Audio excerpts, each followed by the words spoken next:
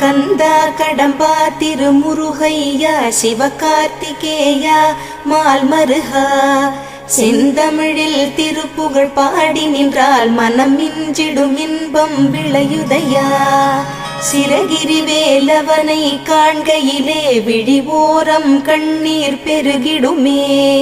கந்த சஷ்டி கவச்சம் போதுவோர்க்கு கந்தன் கருணை என்றும் துணை வருமே.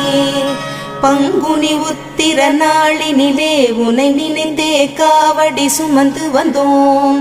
புன்னகை புரியும் ஷண்முகனே உன் சன்னதி தேடி ஓடி வந்தோம். உன் பதம் பணிவது என் தவமே, என் மனதில் நிறைந்திடும் உன்முகமே. ஷண்முக பிரிய குஹ குரு சரவணனே வந்தே இன்னருளை தர வேண்டும்.